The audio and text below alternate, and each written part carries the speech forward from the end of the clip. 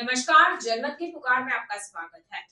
केंद्र सरकार अपना केंद्रीय बजट 2024-25 23 जुलाई को पेश करने वाली है, लेकिन इससे पहले भाजपा ने नेता विपक्ष राहुल गांधी और इंडिया गठबंधन पर जोरदार हमला बोला है। बीजेपी सांसद और पार्टी प्रवक्ता सुधांशु त्रिवेदी ने गुरुवार को कहा कि आज देश के एक अंग्रेजी अखबार में एक सेवानिवृत्त वरिष्ठ आईपीएस अधिकारी ने लेख लिखा है।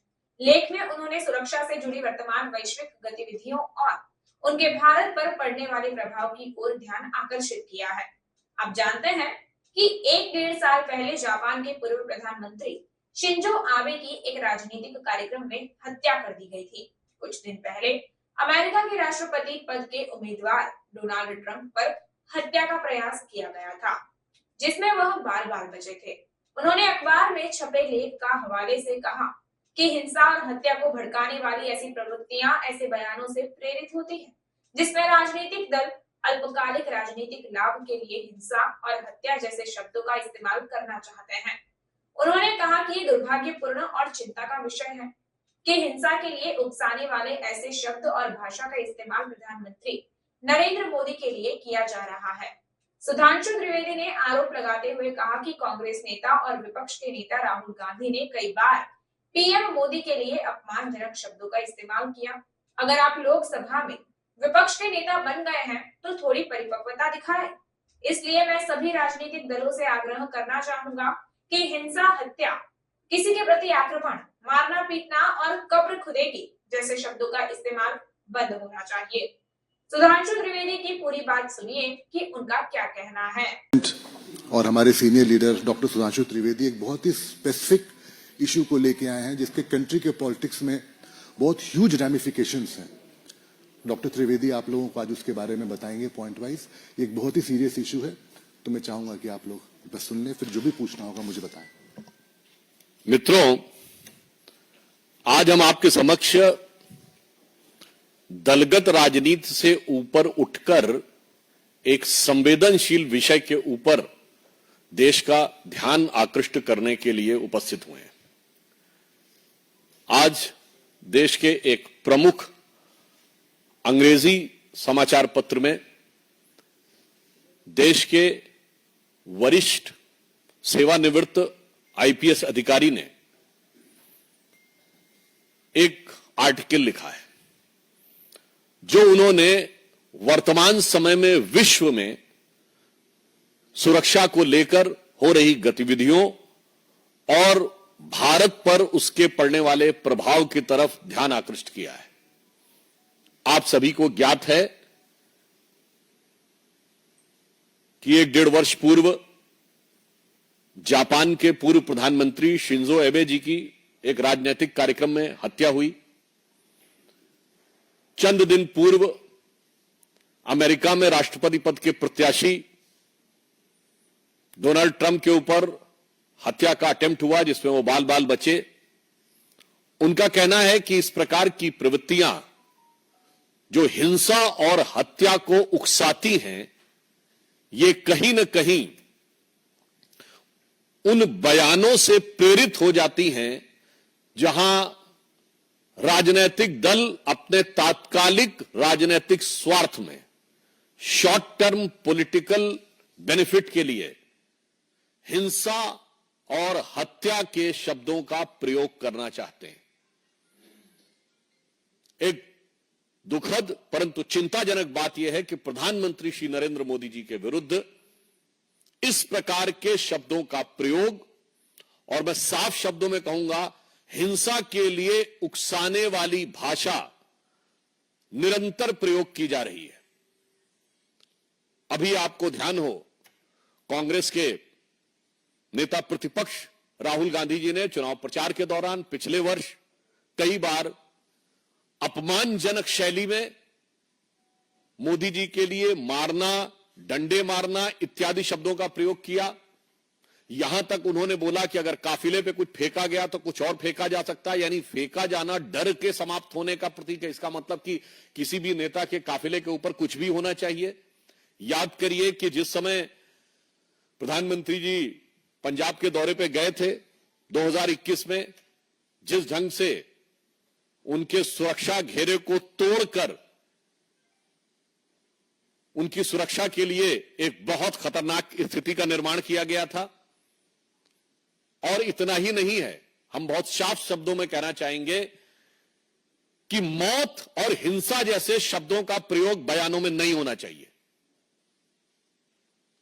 क्या यह सत्य नहीं है कि कांग्रेस के कई वरिष्ठ नेताओं ने मोदी जी के लिए इस प्रकार की मौत और उस प्रकार की मौत जैसे शब्दों का प्रयोग किया?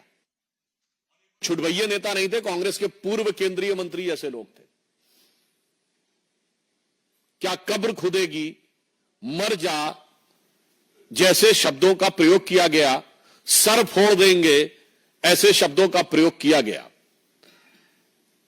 और यह बात सिर्फ आज की नहीं है, यह विगत लंबे समय से चली आ रही है।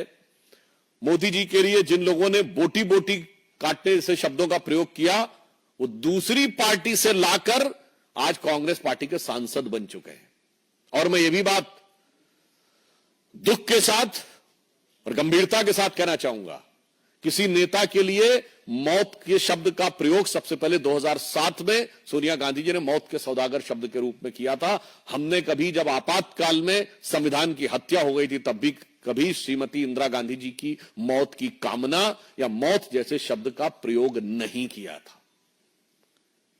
और मैं यह भी बताना चाहता हूं कि यह राजनीति राष्ट्रीय सुरक्षा के खिलवाड़ के साथ बहुत लंबे समय से होती आ रही है। मैं आप सबका ध्यान यह भी आकृष्ट करना चाहूंगा कि जब कांग्रेस सत्ता में थी तो भारत के ही नहीं, दुनिया की इन्वेस्टिगेटिव हिस्ट्री का एक विचित्र उदाहरण है इशरत जहां केस, जहां उस समय तत्कालीन सरकार की दो एजेंसीज, इंटेलिजेंस ब्यूरो और सीबीआई, दोनों ने कहा कि इशरत जहां टेररिस्ट है।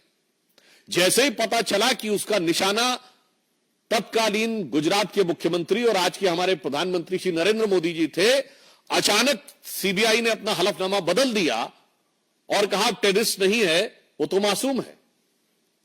भारत के इतिहास में कभी without any reason U turn लेने का कोई उदाहरण नहीं मौजूद था। और आप सबको ध्यान होगा कि जब हमारी सरकार आई और इशरत जहां मामले की फाइल तलब की गई तो पता चला फाइल गायब। और संबंधित अधिकारियों के बयान है कि उन लोगों ने फाइल के ऊपर ऐसा कुछ नहीं लिखा था, केवल तत्कालीन गृह मंत्री ने, चिदंबरम साहब ने अपने आप वो नोट चेंज किया था। ये इंपॉर्टेंट नहीं है। उससे बड़ी बात यह है कि सीबीआई ने अपना स्टैंड चेंज कर दिया था, मगर आईबी ने स्टैंड चेंज नहीं किया था। यानी आईबी पहले भी मान रही थी कि इशरत जहां टेररिस्ट है और बाद में भी मान रही थी इशरत जहां टेररिस्ट है। सीबीआई पहले मान रही थी टेररिस्ट है, मगर बाद में कहने लगी नहीं है। अर्थात दुनिया के इतिहास का इकलौता उदाहरण जहां एक ही सरकार की दो एजेंसीज एक दूसरे के खिलाफ खड़ी है। एक एजेंसी कह रही है कि टेररिस्ट है अमुक व्यक्ति, एक करे नहीं। क्यों? चूंकि प्रधानमंत्री श्री नरेंद्र मोदी जी की हत्या के इरादे से जाते हुए किसी टेररिस्ट को बचाव देने के लिए, कवर फायर देने के लिए किस सीमा तक जाया जा सकता है, यह उसका दुखद उदाहरण है। आप सबको याद हो 24 अक्टूबर 2013 को पटना की रैली में सीरियल ब्लास्ट हुए। कांग्रेस की केंद्र में सरकार थी। मैं पूछना चाहता हूं, क्या सुरक्षा व्यवस्था थी? नरेंद्र मोदी जी को Z+ सिक्योरिटी थी। और उसी सभा में हमारे तत्कालीन राष्ट्रीय अध्यक्ष और वर्तमान रक्षा मंत्री राजनाथ सिंह जी भी थे, उनके पास भी Z+ सिक्योरिटी थी सेंट्रल गवर्नमेंट की। दो नेता जिनके पास Z+ सिक्योरिटी हो सेंट्रल गवर्नमेंट की, और उसके लिए केंद्रीय सरकार ने क्या व्यवस्था की थी? इसलिए सुरक्षा और नेताओं की जान की कीमत पर राजनीति होनी चाहिए। इसके उलट हम बताते हैं, राहुल गांधी जी की यात्रा निकली, उनके बाद भी Z+ सिक्योरिटी है। कश्मीर में आप सब ने देखा कि कितने मधुर मनोभावों के साथ भैया और बहन बर्फ के गोलों के साथ खेल रहे थे उस संवेदनशील जगह पे। केंद्र सरकार ने व्यवस्था सुनिश्चित की। मणिपुर जैसी जगह पे जहां इतना संवेदनशील है, उनकी यात्रा निकली और पूरा रूट सैनिटाइज करना और सारी व्यवस्था सुनिश्चित की गई। इसलिए मैं कहना चाहता हूं कि भारत की राजनीति में राजनीति अपनी जगह है, नेताओं के साथ प्रतिस्पर्धा अपनी जगह है, मगर प्रधानमंत्री श्री नरेंद्र मोदी जी के विरुद्ध जो राहुल गांधी ने शब्द बोला था, संसद में मैं याद दिलाना चाहता हूं, हिंसा हिंसा हिंसा, हत्या हत्या हत्या जैसे शब्दों का प्रयोग बंद होना चाहिए।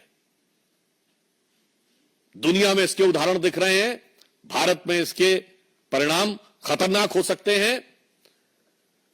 यदि आप लोकसभा में नेता प्रतिपक्ष बने हैं। वैसे तो आप सबने सुना होगा जीत का जश्न होता है, जीत का उत्साह, मगर यहां हार का उत्साह है। तो उस हार के उत्साह में मैं कहूंगा, उत्साह से उच्छृंखलता, उच्छृंखलता से उद्दंडता की तरफ मत जाइए, परिपक्वता का प्रदर्शन करिए। इसलिए मैं पुनः जहां से मैंने प्रारंभ किया था वहीं पे सभी राजनीतिक दलों से आग्रह करता हूं कि हिंसा और हत्या जैसे शब्दों का प्रयोग, किसी के प्रति आक्रमण, मारना, पीटना, कब्र खुदेगी जैसे शब्दों का प्रयोग बंद होना चाहिए। चूंकि याद रखना चाहिए कि लगेगी आग तो आएंगे घर सभी जद में, यहां पे सिर्फ हमारा मकान थोड़ी है।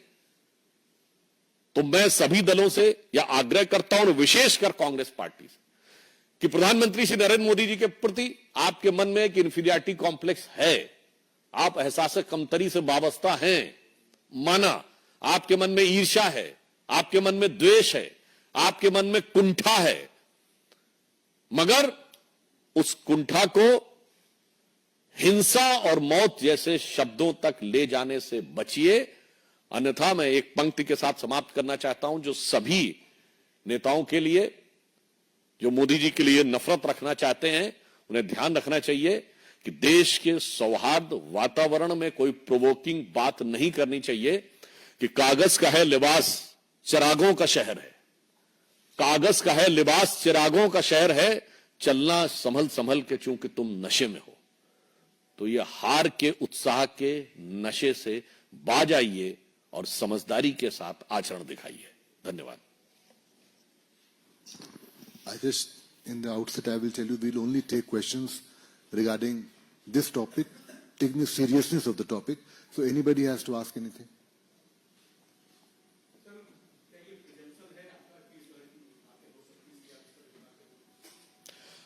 प्रिजम्पशन का विषय यह है कि जब आप इस प्रकार का वातावरण बोलते हैं, मैं पूछना चाहता हूं कि नफरत की दुकान में कौन कौन से जहर बुझे सामान है? ये मोहब्बत की दुकान में ही हत्या और हिंसा शब्द आ रहे हैं, आधा दर्जन हत्या रिलेटेड वर्ड हैं।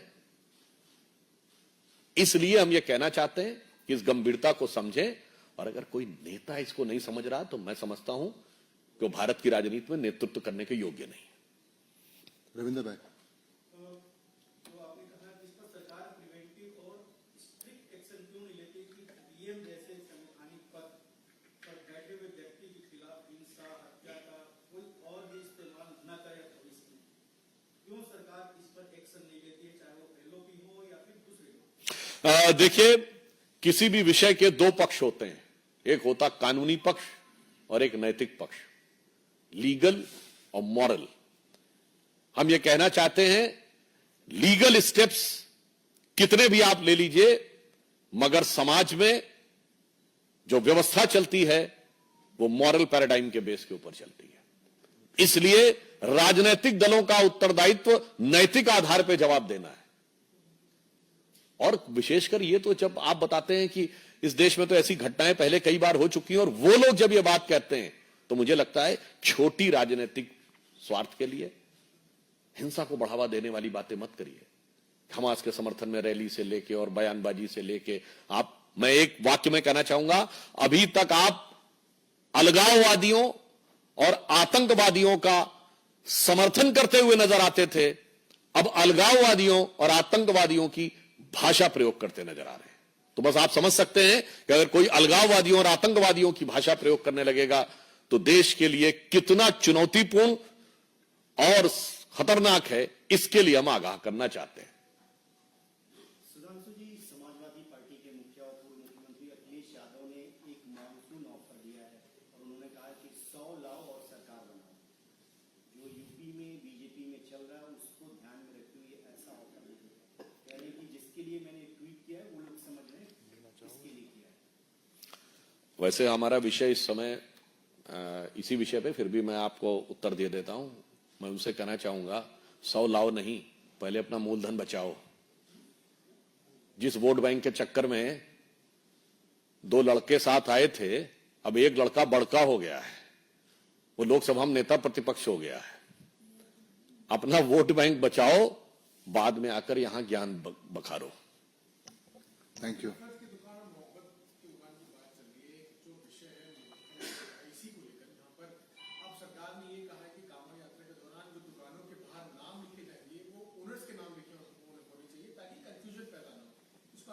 देखिए, ये एक प्रशासनिक विषय है, सुरक्षा और संवेदनशीलता का विषय भी हो सकता है।